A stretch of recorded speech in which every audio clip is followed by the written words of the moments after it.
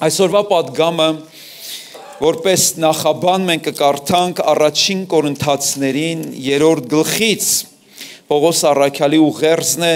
բայց եթե գրված է Կորինթացիներին չի նշանակում, որ չի վերաբերում աբովյանցիներին, չէ՞։ Ուրեմն նաև աբովյանցիներին առաջին Կորինթացիներին 3-րդ գլուխ կկարդամ 10-րդ խոսքից Պողոս առաքյալն ասում է, որ Աստծու ինձ տված շնորհի համաձայն իմաստուն ճարտարապետի պես հիմքը դրեցի,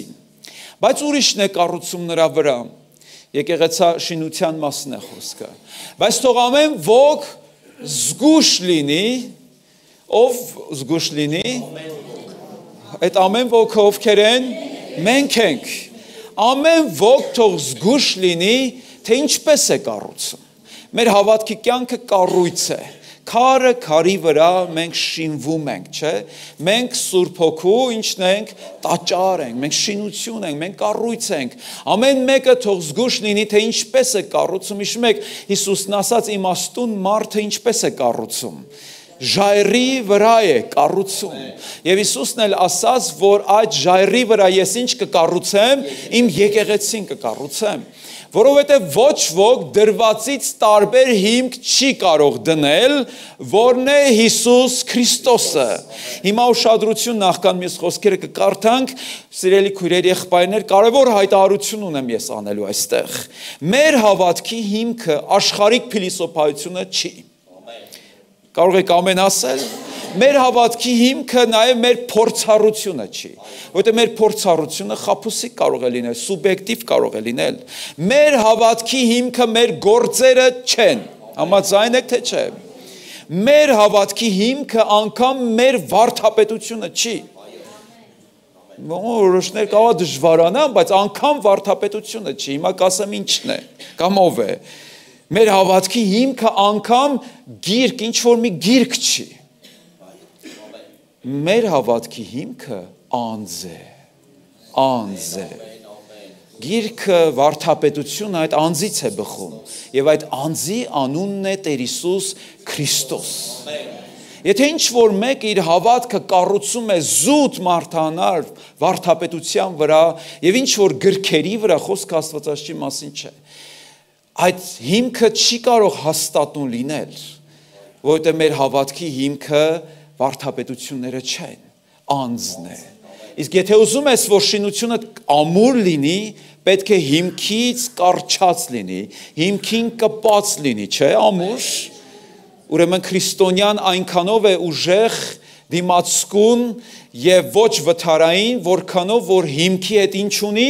հարաբերություն ունի, իսկ մեր հիմքը ով է, անձ է, Հիսուս Քրիստոսը։ Այն օրը, երբ որ հարաբերությունները դադարեցնես հիմքի հետ խզում է առաջանալու և դու դառնալու ես վթարային հավատացյալ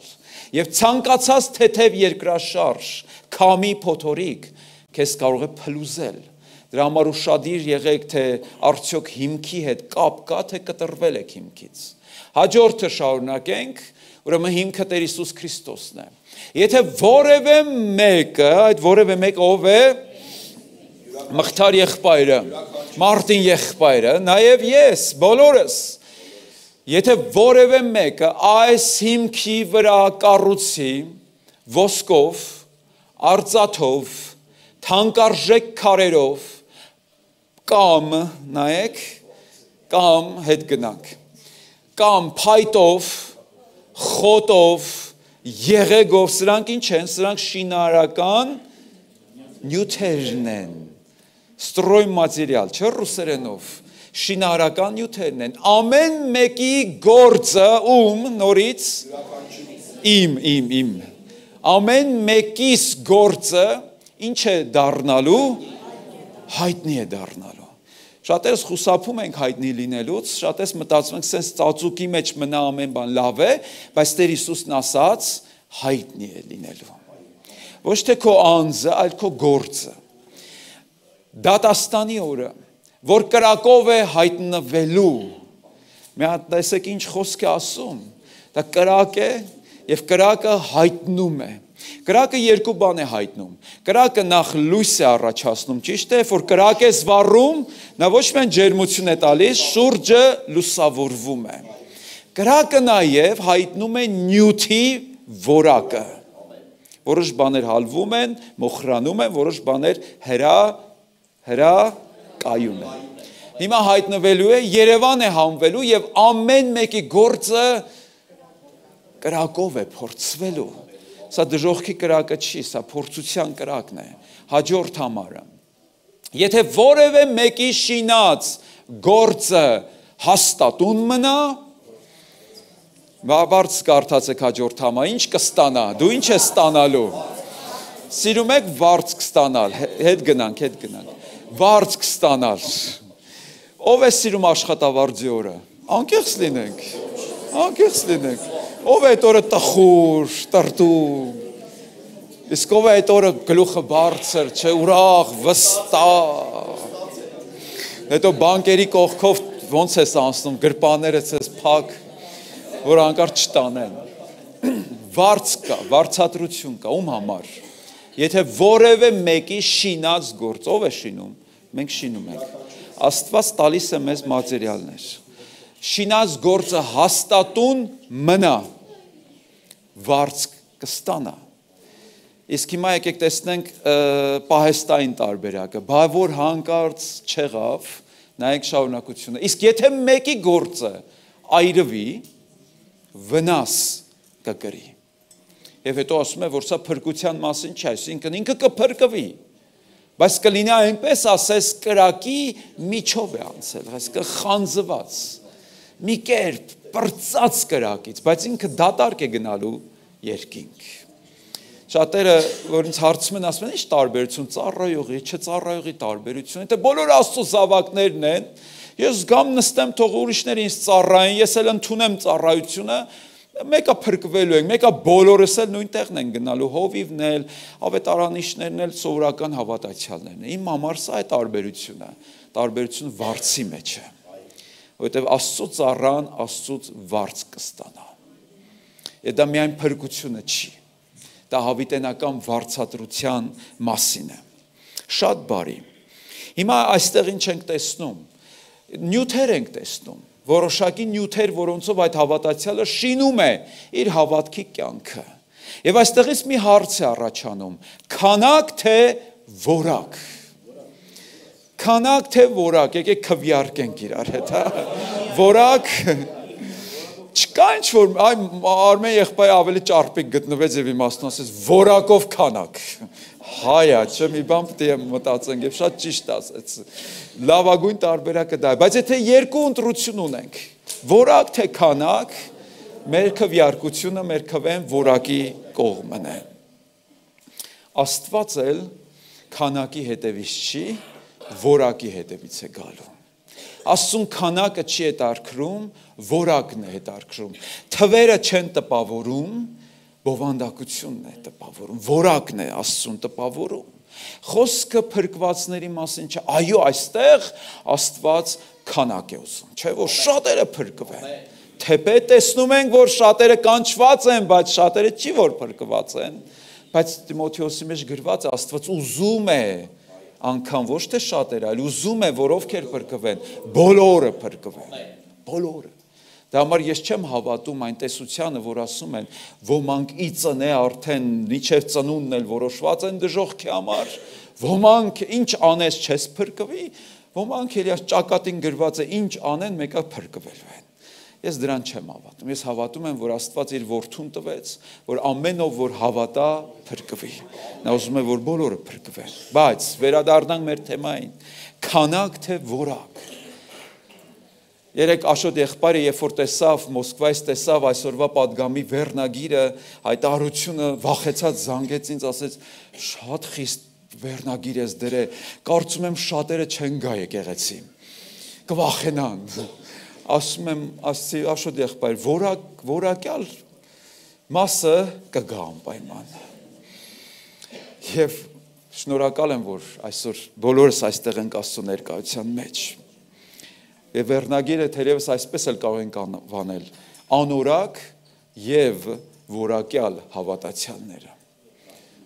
Չէի լսել տենց բան, որ այսինքն հավատացյալը կարող է որակյալ լինել եւ անորակ, այսինքն բռակ հավատացյալ։ Համբերեք։ Մի հովիվ մոտենում է Դերեկպրինսին եւ բարձենում է եւ ասում է. «Մեր եկեղեցում 25000 անդամ ունի եկեղեցին, 25000»։ Եվ Դերեկպրինսը հարց է տալիս եւ ասում է. «Իսկ ինչքան աշակերտ ունի ձեր եկեղեցին»։ Հովիվը շփոթվում է եւ ասում է. «Չգիտեմ»։ Դերեկը չի շփոթվում եւ ասում է. «Դե ձեր եկեղեցին այնքան է, որքան ունի աշակերտ, իսկ մնացածը այցելուներ են»։ Կարելի է բուլտենից տակ։ Մնացածը այցելուներ են կամ էլ հաճախորդներ։ Սա կարևոր մի հասկացություն է, որ մենք պետք է հասկանանք, որտեղ մեր եկեղեցին էլ այս հարցի առաջ պետք է կանգնի, որքանն են այսքանից աշակերտները, որքան են այսքանից այցելուները կամ հաճախորդները։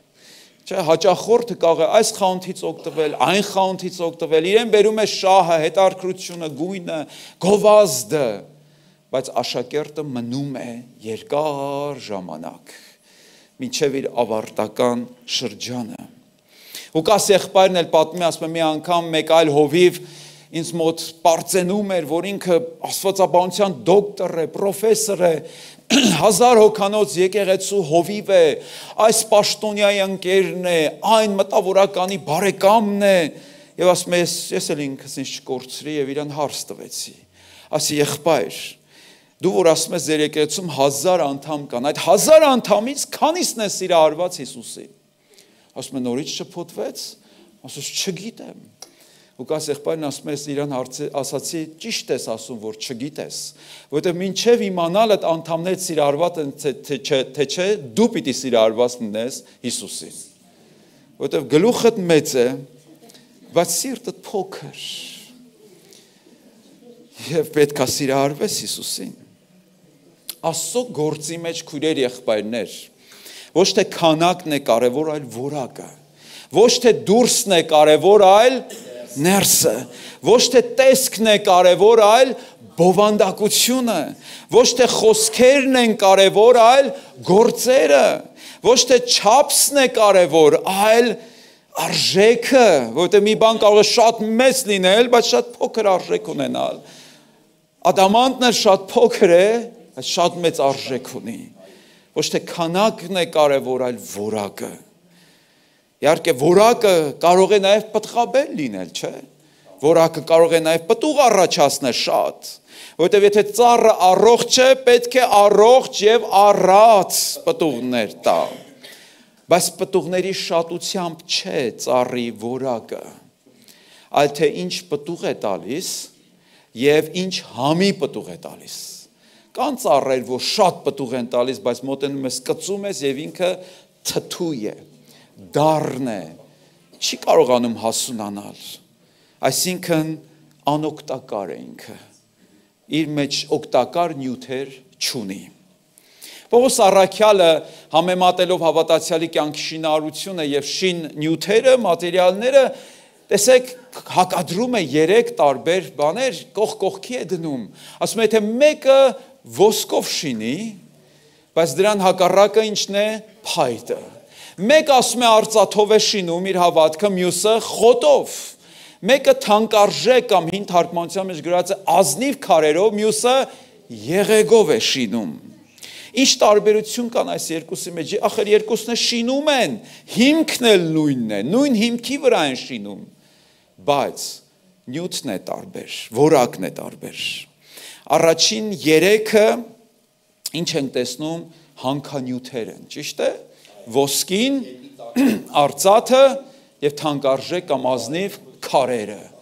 Նրանք որտեղից են դուրս գալիս, հողի տակից։ Երկրորդ տեսակը, երկրորդ խումբը բույսեր են, որոնք աճում են երկրի վրա, երևացող տեղում են աճում, մակերեսի վրա են իրենք, փայտը, խոտը եւ եղեգը, հատկապես եղեգը, որ ցից աճում է ինքը։ Առաջին 3-ը անպայման վերամշակման են անցնում։ Չկա, չէ, այդպես բնության մեջ որ գնաս մի հատ ոսկու կտոր տեսնես։ Այլ չեն ասում ոսկու կտոր, ասում են ոսկու ձուլակտոր։ Հանքանյութ է դա։ Երբևէ տեսել եք ոսկու ձուլակտոր, ես տեսել եմ։ Այն սև քար է, սև զանգված է, որի վրա փայլուն, կարծես փայլ են շախ տվել իր վրա։ Եվ նա չունի այն արժեք, ինչ ոսկին ունի։ Ինչու որտեվ այդ սևը պետք է վերամշակվի, հալոցքով անցնի, մաքրվի, եւ այդ փոքրիկ հատիկները պետք է ձուլվեն իրար հետ, իրար մոլեկուլները միանան, դառնան մեկ զանգված։ Եվ որքան թեժ է կրակը, այնքան ոսկու հարգը բարձր է, որքան ոսկու հարգը բարձր է, այնքան ինչն է բարձր նաև արժեքը բարձր է։ Ուրեմն առաջին 3 անպայման վերամշակվում են, արծաթն էլ եւ քարն էլ թանկարժեք, ինչ պիտի լինի, պիտի տաշվի։ Հաճնցիներ կան այստեղ, ուր են մեր հաճնցիները։ Հաճնը ասում են բրլյանտչիկների քաղաք, ադամանդագործների քաղաք։ Երբ որ ադամանդի գործարանները հաճնում աշխատում էին, հաճնցիների հետ խոսալ չեն լինում քույրեր եղբայրներ։ Մեր չէ, աշխարհիկ։ Իրանք մտածում են մի ադամանդ էլ մենք ենք։ Թանկ, շատ թանկ։ Դրա համար հաճնում էլ տները շատ թանկ արժեն։ Բայց այդ ադամանդը ինքնստինքյան ադամանդ չի, այն պետք է ինչ լինի, տաշվի, մշակվի, հղկվի, անկյուններ ստանան, որ արժեք ունենա,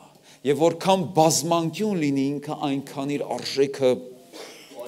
բարձր է եւ փայլը ավելի մեծ է։ Քարը պետք է մշակվի։ Մենք տեսնում ենք հաջորդ 3-ին, որոնք բույսեր էին եւ աճում էին իրանք պարզապես ցից։ Հետո տեսնում ենք, որ անպայման կրակով պիտի անցնեն բոլոր 2-3-ներն էլ, չէ՞։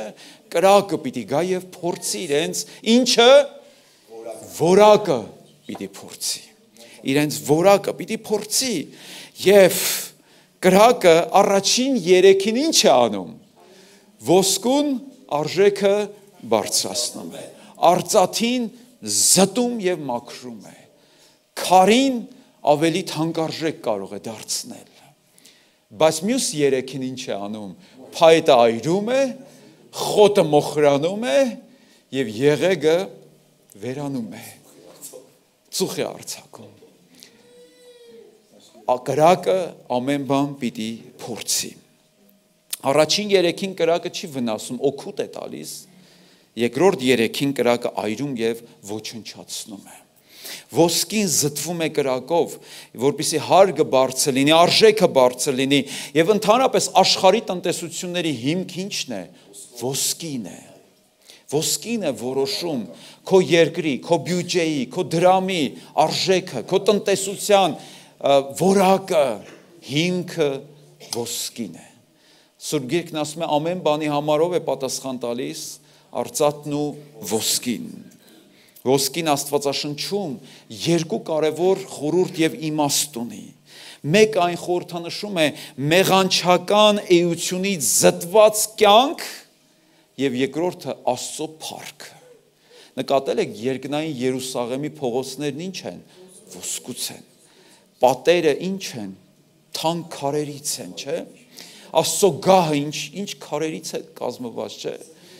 Զմրուխտ, ադամանդ եւ այլն, չէ՞, տպազիոն ասում են, թանկարժեք քարերից։ Եվ դա ոսկին ներկայացնում է մեր վերափոխված, կրակներով անցած, զտված կյանքը եւ Աստծո փառքը։ Հիմա կասեք, այս երկուսը իրար հետ ինչ կապ ունեն։ Մեր փոխված կյանքը Աստծո փառքն է։ Երբ որ մարդիկ տեսնում են մի հանցագործի, որ դառնում է սուրբ, անառակի, որ դառնում է բարոյական, երբ որ տեսնում են, որ ստախոսը դառնում է բարի լուր քարոզող, դա Աստծո փառքը շատացնում է։ Երբ որ ես ապաշխարեցի հոգեգաստական եկեղեցում եւ Էլարի այդ մեր փողոցում հավաքվում են քույրերը եւ ես էլ 9 տարեկան, 10 տարեկան եւ այն ժամանակ սովորություն կար պիտի եղբայր լիներ, որ աղոթեին։ Իրանք էլ տարիքով քույրեր են, եղբայրն էլ ով էր, ինձ գտան որպես եղբայր։ Եղբայրը պիտի փակեր աղոթքը։ Եվ մենք ծնկում էինք, աղոթում էինք եւ քույրերը խանդավառ արթնության օրերն էին եւ մի բան է իմ մեջ տպավորվե եւ երբ որ ինչքան սրտանց ասում է փարք տեսել եք տենց աղոթներ չէ փարք են տալիս հետո ես իմ մորաքրոջը հարցում եմ ասում բայց ինչ եք այդքան շատ ասում փարք ասում որ շատ ասենք Աստծո փարքը շատ կլինի բարձ հավատք էր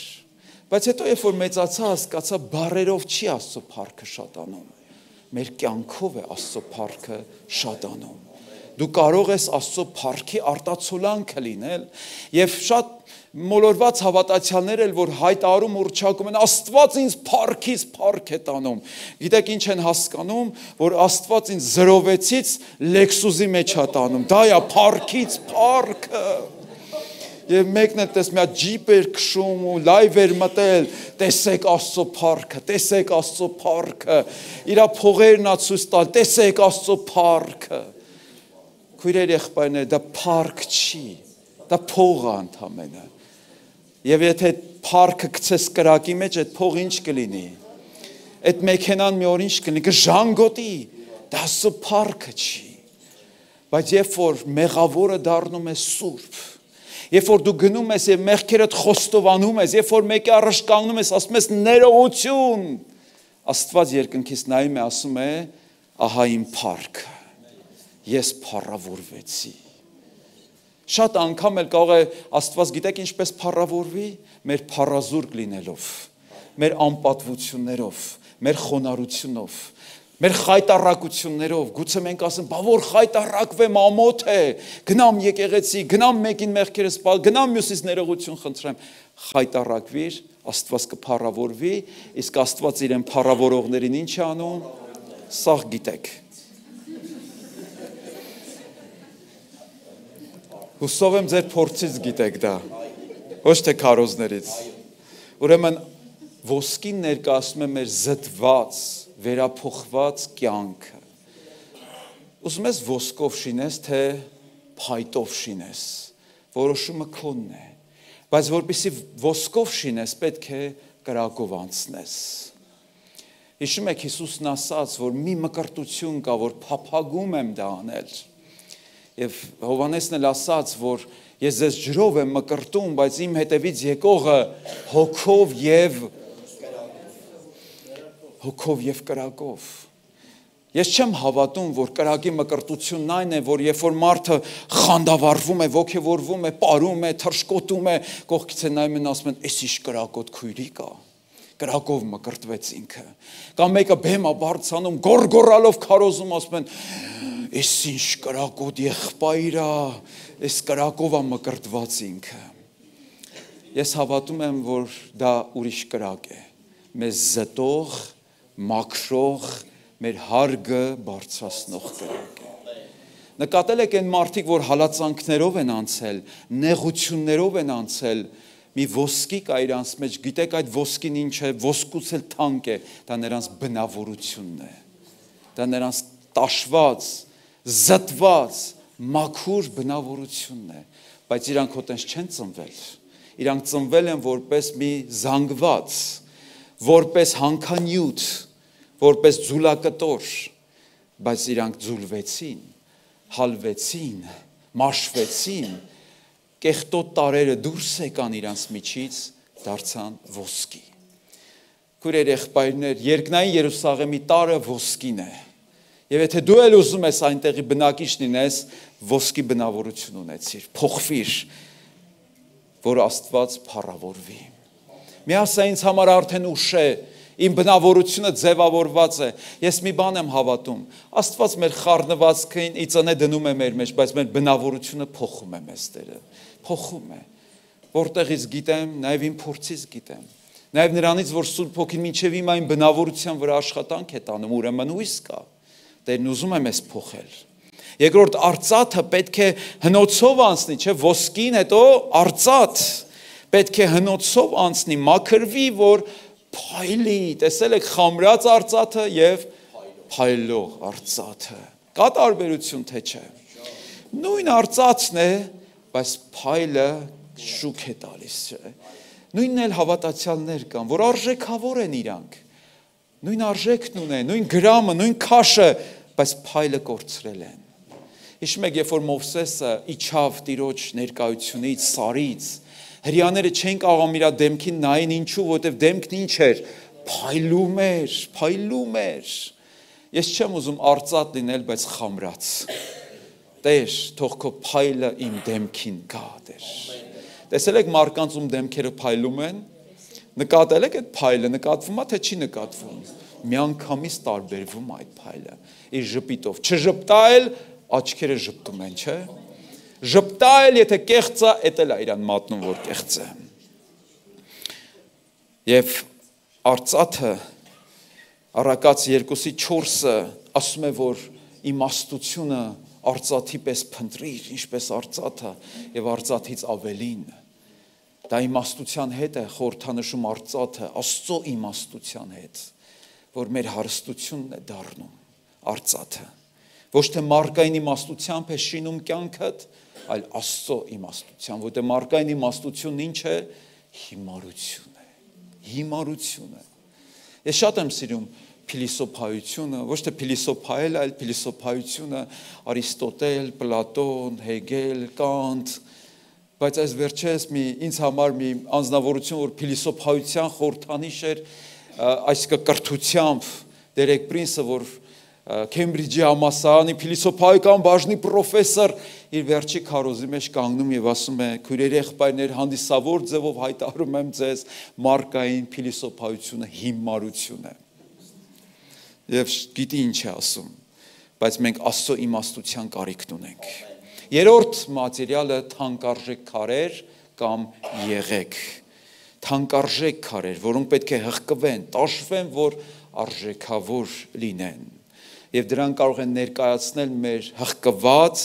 տաշված բնավորությունը։ Դուք գիտեք, որ կան քարեր, որոնք փափուկ են, կան քարեր, որոնք կարծր են։ Տուֆը ինչ քար է, փխրուն, փափուկ քար է։ Բազալտը պինդ է։ Ադամանդը ինչ քար է, հաճընցիներ, հաստատ, կարծր է, կարծր է։ Հետևաբար ադամանդը ինչով են տաշում, ադամանդով են տաշում, տեսակը տեսակով, նմանով։ Կան տաշված հավատացյալներ, կան այդպիսի հավատացյալներ տաշված, կան տշված հավատացյալներ, կան տաշված հավատացյալներ, և կան, եթե տաշված հավատացյալ կա, կա նաև ինչպիսի հավատացյալ, մեր մեջ ասեմ, անտաշ։ Եվ մեկն էլ կա ում անունն է Արտաշ, բայց անտաշ հավատացյալ ինչ է նշանակում, որ Տերը չի հղկել իրան, կամ էլ չի թողում, որ իրան տաշեն, բայց եթե Տերը ուժ է գործադրում քո վրա, անտանելի փոշի է դուրս գալիս, աղմուկ է դուրս գալիս, ձենդ գցել ես ամբողջ եկեղեցով մեկ, գոռում ես, էլ չեմ դիմանում, կգնամ ուրիշ եկեղեցի, գնա, բայց քո արժեքը կընկնի։ Եթե ցավ ես զգում, իմացի, որ քեզ տաշում է Աստված։ Երբեմն մենք գիտեք ինչ ենք անում այդ տաշողին, խփում ենք իր ձեռքերդ քաշիր ինձանից։ Բայց գիտեք ում ձեռքին է խփում այդ ժամանակ, մեր վարպետի։ Թող մինչև վերջ քեզ տաշի։ Տեր, եթե ուզում ես ինձ փոխես, մինչև վերջ փոխիր։ Եթե ուզում ես ինձ զտես, մի խնայիր։ Կրակը, հնոցը ավելի թեժացրու։ Հիշում եք Նաբուկոդոնոսորն ինչ ասաց Սեդրակ Միսակ Աբեդնագովի համար, հնոցը ավելի թեժացրեք։ Ով ասաց, որ հավատացյալը կրակներով չպետք է անցնի։ Անթակառակը ես գիտեմ մի մարգարե, աշխարհահռչակ մարգարե, աշխարհահռչակ մարգարե, որ հայտարարել է, որ երբ որ անցնես կրակներով, բոցը քեզ չպիտի այրի։ Ծանոթ է ձեզ այդ մարգարեն։ Եսայա 43:2 չի ասում եթե անցնես, երբ որ անցնես։ Տերը նախատեսել է, որ դու պիտի անցնես կրակներով։ Ոչ թե որ մեզ մոխրացնի, այո, եթե դու ինչ ես, փայտ ես, խոտ ես եւ եղեգ ես, գործդ կմոխրանա։ Բայց եթե ոսկու քար ես, հարգդ կբարձրանա։ Պատկերացնում եք ոսկին ափսոսա, ասա, վայ, ես սև տարեր ես, կեղտ ես, նյութը ափսոսա, մի թողեք, որ բայց չէ, դու չպետք է ափսոսաս, եթե Աստված բաներ է պոկում քո կյանքից։ Կներեք այսօր մի քիչ շատ այսպես անձնական շփում է ավելի շատ, զրույց է։ Հին ժամանակներում, շատ հին ժամանակներում, երբ որ ինչ-որ մեկը բաղնիքում լողանում էր, հետո մեկի կարիքն ուներ, որ գար և իրան ինչ աներ, եկեք մի հատ հիշենք այդ դա իմ համար ամենաանտանելի տանջարանն էր, որ գալիս էր տատիկս, Աբովյանի, Երևանի չէ, Աբովյանի տատիկս, գիտեն ոմանք, թևերը քշտում էր, ձեռքին մի հատ կոշտ, շատ կոշտ մի կտոր, որին ասում են ինչ, քիսա, այդ քիսան ինձ համար ուղղակի ուրվականի նման հետապնդում էր, չէի սիրում այդ քիսան, և ինչ էին անում իրանք այդ քիսայով, մեջքդ, ես այդ փոքր ժամանակ շատ նուրբ եմ եղել, և երբ որ քիսայում այն ինչ-որ մեկը քո մեջքին չի համար, ոչ թե քեզ ցավ պատճառելու, բայց ցավ է, հետո տեսնում ես տակից ինչ է դուրս գալիս, կներեք այսօր էսթետիկ չի իմ քարոզը, տակի կեղտերը շերտ, երբեմն էլ կարող է տերը տենց բղթար եղբոր պես մեկին սենց հաստ մատեր ունեցող, ոչ թե նուրբ նկարիչ, այլ լիֆտյոր, կամ դարբին մարդի եղբոր նման, ուղարկի մեր կյանք, որ ինչ անեին, քիսայում են մեզ, ինչու, որովհետև տարիներ շերտ մեր մեջ բաները կեղտ է հավաքվել, որ երբեմն բիրտ ուժ է պետք, որ դա հանի մեր միջից, և Աստված երբեմն այդպես էլ վարվում է մեզ հետ, Տեր, եթե սրբում ես, մինչև վերջ սրբիր ինձ, եթե մաքրում ու զտում ես, մինչև վերջ արա այդ գործը, կիսատ չթողնես, փայտը, խոտը և եղեգը հրակայուն չեն, բայց տեսնում ենք վերջինը քարը, որը պետք է ուրեմն հղկվի և տաշվի, ինչ է կրակը, կրակը փորձությունն է, ճիշտ է, կրակը նեղությունն է, կրակը հալածանքն է, կրակը միշտ չի որ հաճելի է, որ կրակի կողքն ես, տաքանում ես, բայց շատ տահաճ է, որ կրակի վրա ես կամ կրակի մեջ ես դու, բայց երբեմն պետք է հայտնվես այնտեղ, որպեսզի մաքրվես, երբ որ կրակի միջով անցնես, բոցը քեզ չպիտի այրի, խոսում այն մասին, որ դա քո վերացման, ոչնչացման համար չի, դա քո զտվելու համար է, ինչու համար են փորձությունները, մի փիլիսոփա էլի անցանք փիլիսոփաներին, ասել է, այն ինչը մեզ չի սպանում, մեզ ավելի ուժեղ է դարձնում, Աստծո կրակը քեզ սպանելու համար չի, մաքրելու համար է, ուրեմն, փորձությունները, կրակը գալիս են մեզ փորձելու, լսել եք, որ մենք մի այնպիսի Աստված ունենք, որ կարող է մեզ ինչ անի, փորձի, գիտեք տարիներ առաջ Հռոմի պապը, չեմ հիշում ներկան, թե նախկինը տիեզերական մեծ ժողով դրեց և հայտարարեց, հրավիրեց բոլոր իր վարդապետներին և թեման այդ կոնֆերանսը գիտեք որն է, հայր մեր աղոթքի մեջ մի փոքր սպռավճկա անենք, մի փոքր բան հանենք, ավելորդ է դա, մեր աստվածաբանությանը չի համապատասխանում, անգամ Հայաստանից գնացին քահանաներ և վարդապետներ մասնակցելու կամ հակառակվելու համար, ես գիտեմ, որ մերոնք հակառակ էին դրան, որն էր իր առաջարկը, եկեք հայր մեր աղոթքից հանենք և մի տանիր մեզ փորձության հատվածը, բայց արդյոք կարող ես Աստվածաշնչից հանել այն խոսքերը, որ գրված է և Եհովան Աբրահամին փորձեց, արդյոք կարող ես հանել ամբողջ Աստվածաշնչից այն հատվածը, որ ես ձեզ անապատ բերեցի, որպեսզի ձեզ փորձեմ և ձեր ներսինը ձեզ ցույց տամ, փորձությունները քրիստոնյայի կյանքի անբաժան մասն են և գալիս են, որ ինչ անեն, ոչ թե մեզ փորձանքի մեջ գցեն, այլ ինչը փորձենք, ու իրեր եղբայրներ, հիշեք վերնագիրը, մեր որակը, փորձեն, կամ ցույց տան մեր անորակությունը։ Հոբ 23-րդ գլխի մեջ 10-ից 11 համարներում տեսեք ինչ է ասում Հոբը, ինչ ոսկի խոսքեր։ Սակայն նա գիտի իմ ճանապարհը, երբ նա ինձ փորձի, նա ով է, Աստված, եւ Աստված փորձում էր, չէ՞ Հոբին։ Հոբը այդ ժողովի ժամանակ, երբ որ հավաքվել էին կաթոլիկ եկեղեցում, քմծիծաղ էր տալի, ասում սրանց խելքին նայեք, հավաքվել են, որ ասեն Աստված չի փորձում, երբ նա ինձ փորձի։ Այո, Հակոբոսն ասում Աստված չար կերպ չի փորձում, այսինքն չար նպատակի համար չի փորձում, այլ բարի։ Երբ նա ինձ փորձի, ես ոսկու նման դուրս կգամ։ Այսինքն նա հասկացել էր, որ դեռ իր մարկային կատարելության մեջ նա ուներ թերություններ, մարկայնորեն կատարյալ էր ուրիշների համեմատ, Աստծո համեմատ անկատար մեկն էր։ Եվ Աստված պիտի Հոբին կրակներով անցկացներ։ Նրա հետքերի վրային ոտքը պինդ է, տեսեք ինչ խոսք է Տեր Աստված։ Կարող ենք այսօր մենք էլ այսպես ասել, նրա հետքերի վրային ոտքը պինդ է։ Սատանան ամեն կերպ գալիս է, որ քեզ պոկի Հիսուսի հետքերից, բայց Պետրոսն ասաց, Տեր Հիսուսը հետքեր թողեց մեզ համար, որ դրանցով ընթանանք։ Նրա ուղին եմ պահել ու չեմ մոլորվել։ Դա Աստված, որ մենք բոլորս համարձակությամբ սա դավանենք։ Ես հիմա ձեզ չեմ գցի փորձության եւ ստության մեջ ասեմ, եկեք իրար հետ կրկնենք այս խոսքերը, որովհետեւ ես չեմ կարող ասեմ հիմա սա։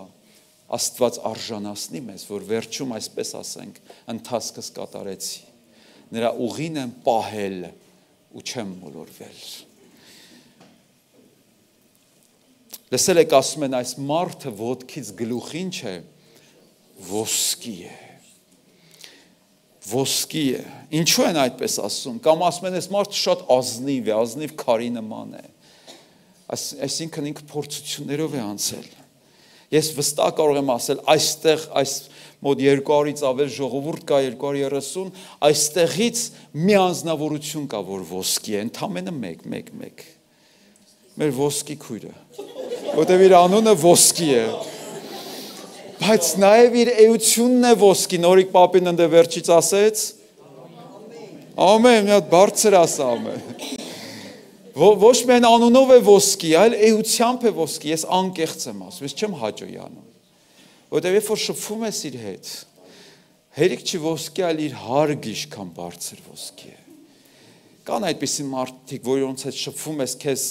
էժան ես զգում, աղքատ ես զգում, եւ զգում ես իրանք ինչքան հարուստ են, ինչքան ծանրակշիռ են որպես հոգևորներ։ Ինչպես, ինչ պայմաններում է երևում հավատացյալի որակը։ Ճգնաժամերի, նեղությունների, փորձությունների, հալածանքների եւ ճնշումների ժամանակ է երևում։ Հիմա չի երևում, քույրեր եղբայրներ։ Հիմա լավ չզգաք այդքան էլ ձեզ, որովհետեւ բոլորս էլ եկեղեցում ինչ ենք, սուրբ ենք, բարի ենք։ Հիմա եղբայրդ գալիս է ոտքը տրորում է, հետո վայ եղբայրս կներես, վայ ինչ ես ասում, մի հատ էլ տրորի։ Հետո մի հատ էլ է տրորում, եղբայրս կներես, չէ, ես պիտի ներողություն խնդրեմ, ոտս ինչ էր անում այդտեղ, որ դու տրորեցիր։ Հետո նստում ես երթուղային տաքսի, ավտոբուս, մեկը տրորում է քո ոտքը, եւ Սասնա էպոսը հնչում է քո բերանից, չէ, հայրենի բառապաշարեն ճոխ բառերը, նեղության ժամանակ, աշխարհի մեջ, շրջապատված անհավատներով հենց այդտեղ է երևում քո իրական վիճակը, հավատացյալը եկեղեցում չի հավատացյալ երևում, հավատացյալը երևում աշխարհի մեջ, երբ որ եկեղեցուց ոչ ոք չկա քո կողքը եւ աշխարհի մեջ ես դու, միջոցառումների ժամանակ ես դու նայում ես մարդ չկա մեր եկեղեցուց, կենաց են խմում, ծնողների կենացն է, ոնց ոտի չելնեմ եւ այս շիշը չդատարկեմ, այդ հո իմ համար չեմ խմում, ծնողի կենացը սուրբ է, պիտի խմեմ եւ մինչեւ վերջ պիտի խմեմ։ Ներողություն, քննությունդ տապալեցիր, հարգդ իջացրեցիր, գինդ գցեցիր, գիտեք ինչով, մի արաղի շշով, մի կում կամ մի գլանակ սիգարետով, Քո հենց այդ վիճակների մեջ է երևում քո իրական հավատացյալ լինել կամ չլինելը, աշխատավայրում։ Երբ որ մի աշխատատեղի ղեկավարի, մի բիզնեսի ղեկավարի հետ էի խոսում եւ ասում եմ, գիտես, վայ, լսել եմ մեր քույրերից մեկը ձեր մոտ է աշխատում, ասեց ով, անունը տվեցի, շատ զարմացավ, ասեց ինչ ես ասում, ինքը հավատացյալ է։ Ասում եմ, այսքան ժամանակ, դու ես 10 տարուց ինչ ես ասում, 10 տարի էդի հավատացյալ։ Անկեղծ ասած ես շատ ամաչեցի։ Իր համար չէ, իմ համար, որ ես լավ հովիվ գուցե չեմ եղել իր համար, որ ինքը լավ չի դրսևորել իրան իր աշխատավայրում, անհավատների միջավայրում։ Այս կենթանու անն ինչ է։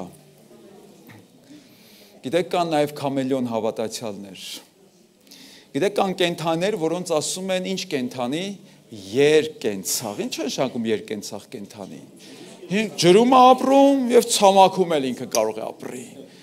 Եվ նա այո ամենտեղ հարմարվել է, լավ ազգում, իրեն հարազատ միջավայր է։ Նա ջրում ձուկ է, ցամաքում սողուն է, օդում թռչուն է, գետնի տակ միջատ է։ Որտեղ պետք է իրան ինքը տենց էլ կդրսևորվի։ Գիտես, քանի ինչ զարգացած մարդ է ինքը, քանի լեզուների է տիրապետում։ Աղոթքի լեզվին տիրապետում է, սիրո լեզվին տիրապետում է, հայոյանքի լեզվին տիրապետում է, անեծքի լեզվին տիրապետում է, բազմակողմանի զարգացած քամելիոն։ Քամելիոն ինչով է քամելիոն, որ նա գունափոխվում է, հարմարվում է, որպեսզի ինչ անի, չտարբերվի, թաքնվի, չտարբերվի, ինչու չտարբերվի, որ զոհ չդառնա։ Շատերը գիտեք, վայ, ես գիրքը պահի չտենցնի։ Հա, վայ, ինձ հանկարծ չնկարեք եկեղեցում, չընկնեմ ձեր կամերայի մեջ, կամ հարևանս չիմանա, մյուսը չիմանա, ինչու չիմանա։ Որտեվ ինքը չի ուզում, որ հալածանք կրի, նեղություն կրի, որտեվ ինքը մեղքի համար լավ է իրան զգում այդ միջավայրում, որտեվ իրան շուռ կգան կասեն, բա հավատացյալ այսպես է խոսում։ Չի ուզում տարբերվի, չի ուզում հալածվի։ Քույրեր եղբայրներ, քամելիոն չլինենք, գառ լինենք, չէ, Աստծո գառ լինենք մենք։ Վերջը մեր որակը երևում է ներանձնային խնդիրների եւ փորձությունների մեջ։ Դու այն ես, ինչ կաս, ոչ թե հենց հիմա, այլ կոնֆլիկտի ժամանակ։ Տեսել եք օրինակ միջոցառումների ժամանակ, հարսանիքների ժամանակ, նշանրեքի, բանակի քեֆի ժամանակ ոնց են պճնվում մարդիկ։ Ես տեսել եմ, անգամ հավատացյալները, երբեմն եղել եմ մեր միջոցառումների ժամանակ և նայել եմ ու շոդիր, Տեր Աստված ծանոթ է դեմքը, ով է, հետո գալիս է ժպտում է, Վազգեն եղբայր ինչպես եք, ասում եմ լավ, շնորհակալություն, դու գան եմ բշտում, ասում այս ինչ քույրն այդտեղ է, հայ ներողություն։ Մենք սիրում ենք կերպարանափոխվել, անճանաչելի դառնալ եւ բոլորը ժպտում ենք իրար, բարի ենք, մինչև այն պահը, երբ որ մեկը գալիս է եւ մեզ սկսում է ճզմել։ Ամերիկացիներն են սիրում ասում, երբ որ կյանք քեզ լիմոններ է տալիս, լիմոնադ սարքի։ Բայց երբ որ քեզ ճզմում են, ինչ ես լինում դու, այն ինչ որ կա քո մեջ, դա դուրս է գալու քեզանից։ Եթե թարախ կա, կներեք զգուշացրել եմ ձեզ, չէ՞, որ էսթետիկ քարոզ չի։ Սխմես, խաղողի հյութ դուրս չի գա այդտեղից։ Թարախ դուրս կգա։ Իսկ ինչ է թարախ, չէ՞, դա մեռած արյունն է։ Դա բորբոքային process-ի արդյունք է։ Եվ քո ներսը դրսևորում է այն ժամանակ, երբ քեզ պրեսինգի տակ են պահում։ Հակոբը, մեր Հակոբը չէ։ Հակոբ շատ որդիներ ուներ։ Քանի որդի ուներ Հակոբը, աստվածաբաններ, ինձ ուշեք, եղբայրներ, 12, Բենյամինն է հետը հաշված, կամ Բենյամինը 13-ը չէր հետո, 12, համաձայնով, 12-ի վրա կանգ առնենք։ Մեր Էդգար եղբայրը, որ Մոսկվայում էր, ասում է, ինչ վկայեմ, ասում եմ, գնա վկայ այդ տղա, որ երեխա չէր կարող ունենալ, մեծ հրաշք կա Աստված արի, ասում հետո անպայման ասա սիրելիներ, խնդրում եմ իմ ու Գոհարի համար աղոթեք, գիտեք, իմացաք, որ մենք երեխա չէին կարող ունենանք, աղոթեք, որ ավելի ունենանք, շատ ունենանք, հիմա 3-ն ունենք, բայց Հակոբ 12 երեխա ուներ, 12 տղա, այսինքն,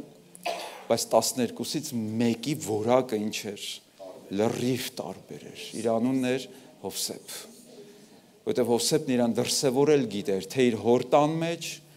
թե Եգիպտոսում, Պետափրեսի տանը դրսևորել գիտեր,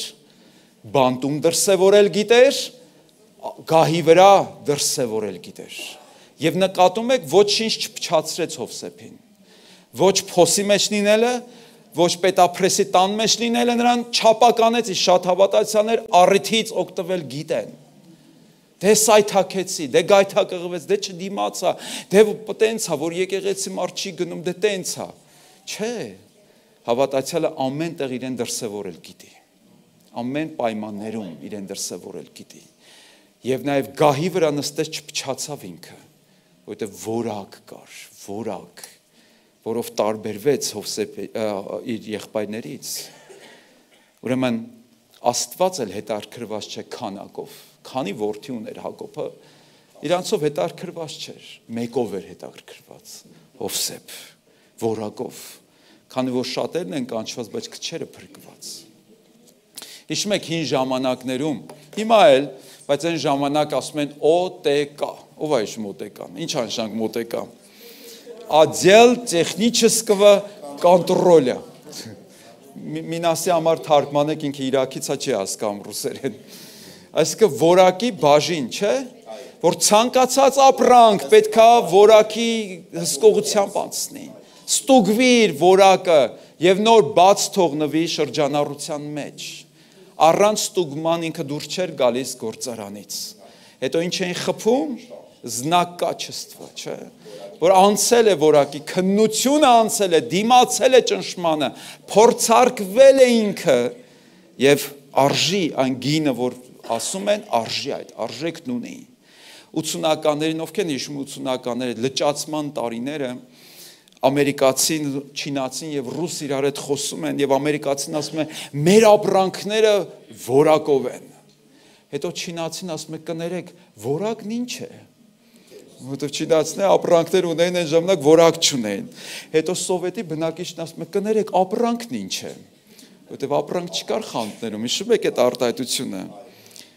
Բայց Աստված ուզում է մեզ որակյալ դարձնել։ Երբ որ մեզ քննությունը անցնում ենք, երբ որ ոսկին զտվում է, իր վրա ինչ են խփում, մի հատ շտամպ են խփում։ Եվ իր արժեքը դրանով է որոշվում։ Նկատել եք ոսկու գինը չի իջնում։ Մենակ ինչ է լինում, Սասունն էլ ասաց, բարձրանում է ոսկու գինը։ Ոսկու գինը բարձրանում է։ Որակի հավաստագիր, լսել եք այդ արտահայտությունը, լիցենզիա։ Հիմա դու որակավորված հավատացյալ ես, որակազրկված հավատացյալ ես, անորակ հավատացյալ ես, մենակ մի բանը կասի, դու չես ասողը, կրակը կհայտնի, նեղությունը կհայտնի, արդյոք համապատասխանում է ստանդարտներին։ Քրիստոնեության մեջ հիմա որակ, ինչ է նշանակում։ Որակ, այսինքն Քրիստոսա նմանություն, Քրիստոսա կերպ, բնություն, Քրիստոսի էությունն ունենալ, Քրիստոսի պես վարվել, սա է որակը, քույրեր եղբայրներ։ Որակը մեր կիրթ խոսալու մեջ չի, լավ երգելու մեջ չի, ճոխ քարոզների մեջ չի։ Որակը Քրիստոսին արտահայտելու մեջ է։ Դրանից դուրս ամեն բան ինչ է, քո երգելը, քո քարոզելը, քո հանճարը, քո ասմունքելը Աստծո համար անորակություն է, քանի չես արտահայտել իր որդու էությունը, գեղեցկությունը։ Մենք տեղով փչացած ենք և պիտանի չենք, Աստծո փառքից զրկված ենք և ընկած Աստծո ներկայությունից։ Հետևաբար որակից է կախված նյութի երկարակեցությունը և պիտանելիությունը։ Շատ արագ անցնենք, այսօր շատ ծավալվեցինք, ժամանակ չունենք, բայց մի քանի խոսք իրար հետ նայենք, եթե կարող եք ինձ օգնել վերականգնեմ սլայդը։ Երկրորդ Տիմոթեոս 2:15-ում Պողոս առաքյալը Տիմոթեոսին գրեց և ասաց. ջանք արա, որ ինչ անես, ջանք արա, որ քո անձը, մի հատ կարդացեք այս խոսքը, ինչպես կանգնեցնես, ընտիր, մի հատ այս բառը եկեք ասենք, ընտիր, Առևտրականները ոնց են գովում իրանց ապրանքը, չէ՞։ Ընտիր կանգնեցնես, ոչ թե մարկանց առաջ, Աստծո առաջ, որտեղ մարկանց առաջ կխափես։ Կլինում է գալիս են գովում են, առնում ես, հետո տամես տանում ես բրակեր, ընտիր չէր։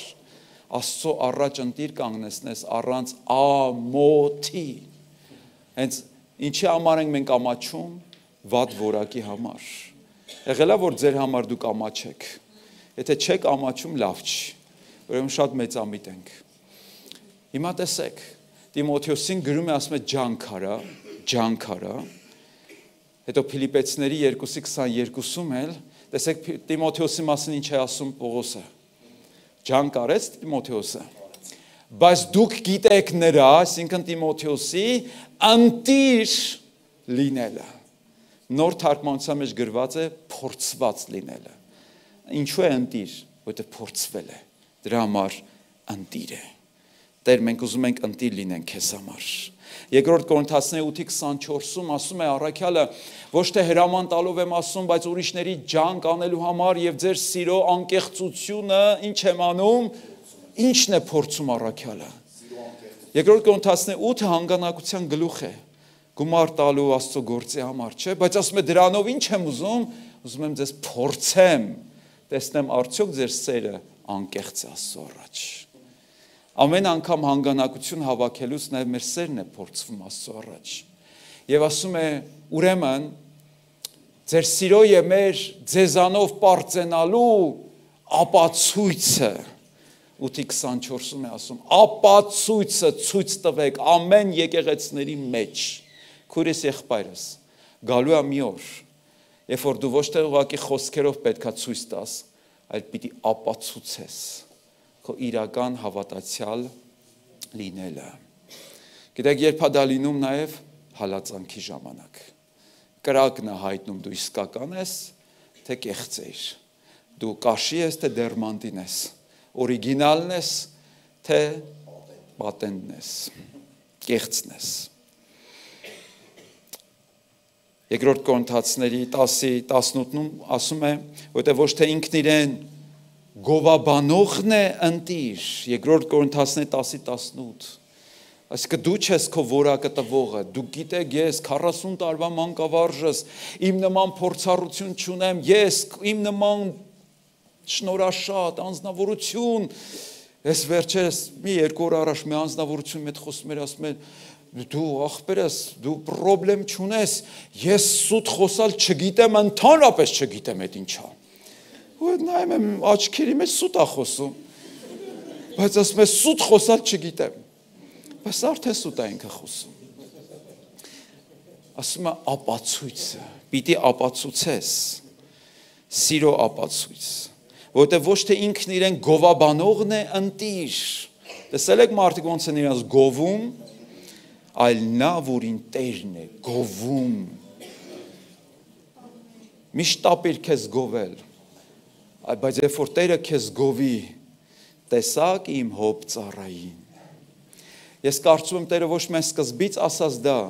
նա վերջում էլ շփեց սատանայի երեսին։ Տեսար սատանա իմ հոբ ծառային, որ իր նմանը չկա։ Ավարտում ենք, պատրաստվենք երկրպագության էլ, հիմա նորից հարց, հիմա ժողովուրդ նորից ենք քվեարկում, որակ թե քանակ։ Երբ որ Իսրայելը գերության մեջ էր, հիշում եք, եւ Աստված Գեդեոնին կանչեց, որ գնա ազատի, Գեդեոնին ինչ արեց, մեծ բանակ հավաքեց։ Ինչքան մարդ 32,000։ Հետո Աստված ինչ ասեց, թշնամին ինչքան էր։ Կարծեմ, եթե չեմ սխալվում, մոտ 300,000 պիտի լիներ, ասում 300,000 ծովի ավազի չափ շատ էին։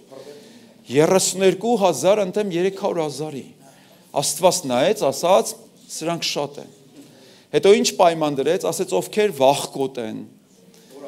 ովքեր նոր են ամուսնացած, որ սիրտը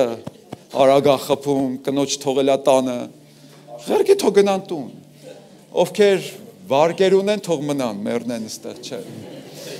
Ովքեր նոր են ամուսնացած, ովքեր վախկոտ են, որ չմնան մյուսներին վախացնեն, ուղարկի տուն։ Հետո ուղարկեց քանի հոգի 22,000 հոգի։ Հետո ինչ արեց Աստված, ասեց, սրանք էլ են ինչ, շատ, այս էլ է շատ։ Էլի ուղարկեց, կրճատես, վերջում 300 անտաշ տղամարդիկ, տարավ ջրի մոտ, որ ասում շամ պես ովքեր լակում են իրանց կպահես։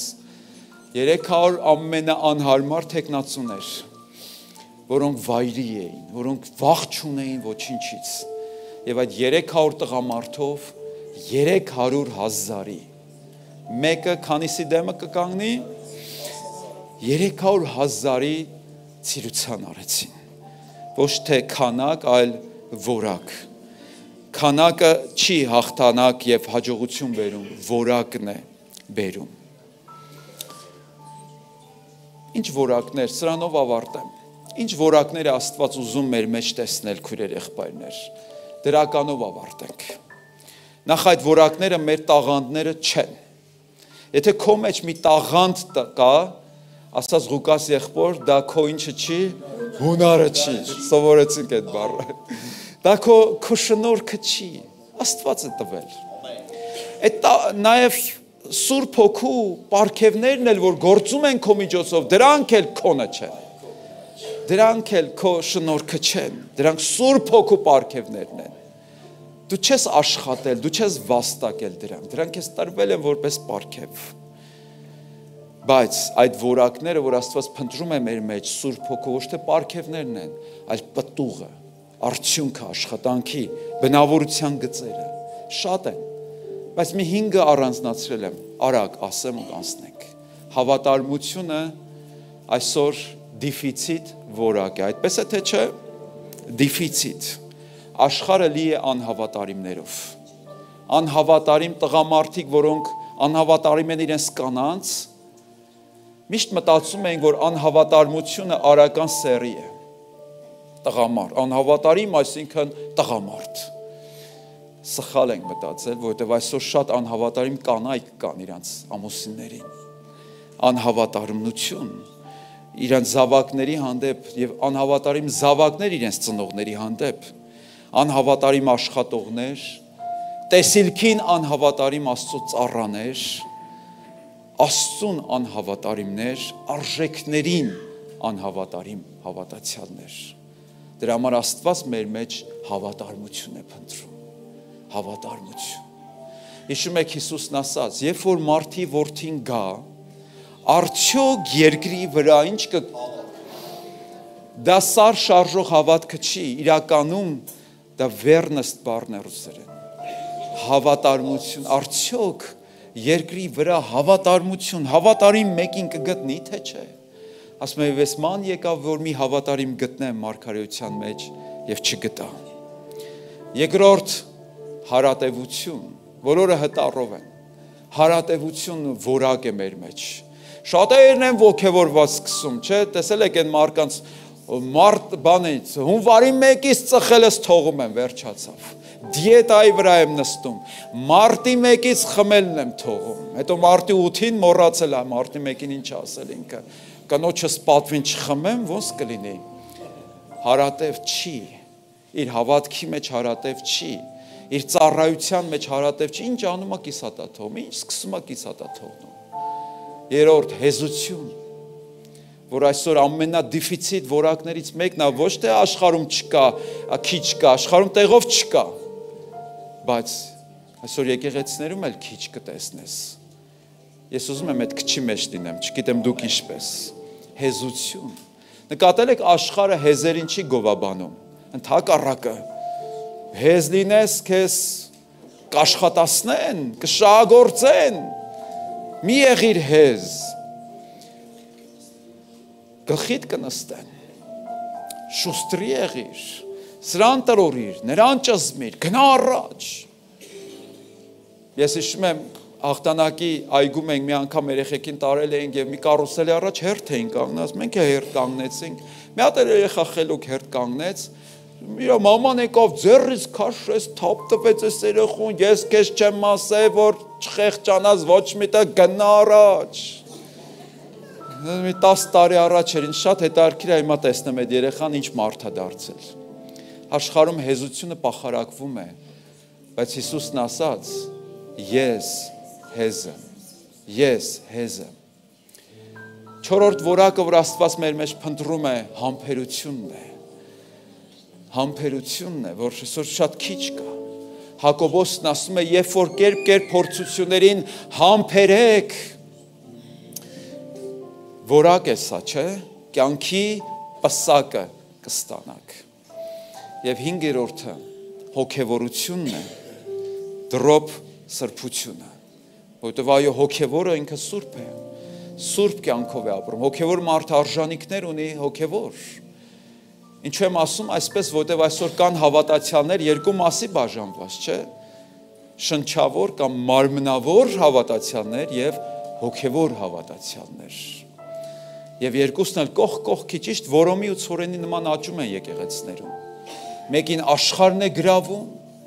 լսեցի այդպիսի մեկից, որ մի օր ասաց, ինձ ասաց, Վազգեն եղբայր, ես աշխարհը շատ եմ սիրում։ Ինձ մի ստիպի, ես աշխարհը շատ եմ սիրում։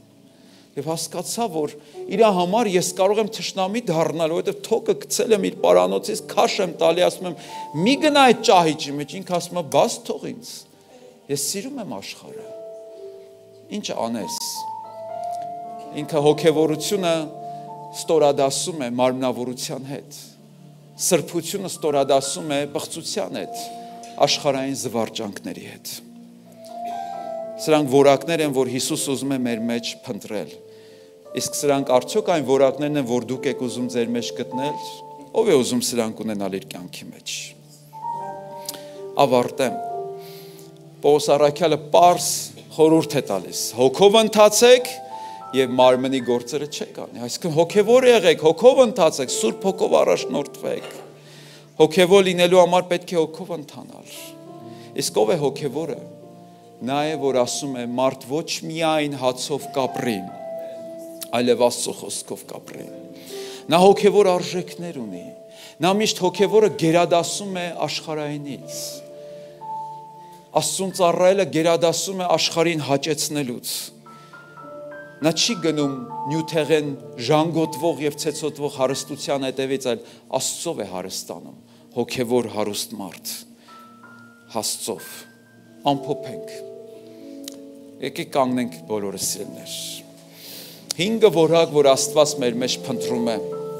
Հավատարմություն։ Եկեք միասին ասենք։ Հավատարմություն։ Ինքդ քեզ ասա։ Հավատարմություն։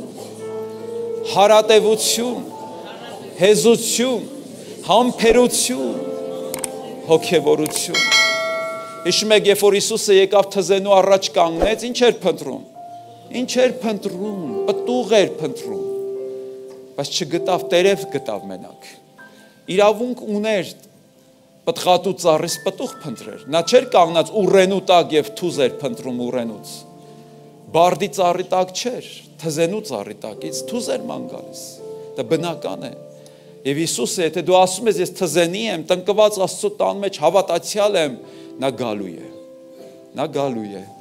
Կրակով կգա, կփնտրի պտուղ, արդյոք կան այս որակները քո մեջ։ Ուզում եմ ավարտել մի բանաստեղծությամբ, որ 3 գիշեր ծնվեց աղոթքից։ Ոչ թե բոցաշունչ խոսքերով վսեմ, այլ խոնար սրտից, ներողություն նորից կարդամ, ոչ թե բոցաշունչ խոսքերով խոսեմ, այլ խոնար սրտից, էությամբ վսեմ, ոչ թե փայլփլուն գործեր ցուցամոլ, եւ ոչ էլ նյութով տարված շահամոլ, ոչ գիտության բարձրագոչ հպարտ, այլ խոնարվելով կմնամ անպարտ, ոչ թե սեփական ուժով զորությամբ, այլ Աստծո առաջ անկեղծ հեզությամբ, ծառնիր պտուղով պիտի ճանաչվի, եւ ոչ արտաքին փայլով խափուսիկ, այնպիսի մարդն Աստծուց կընդունվի, ով Աստծո որդու պատկերը ունի։ Համբերող հոգին հեզ ու սուրբ սրտով պիտի ճանաչվի արարչի կողմից։ Նա, ով արժեքներ ունի հոգևոր, միշտ պիտի փայլի երկնակամարից։ Սա է որակը ճշմարիտ մարդու,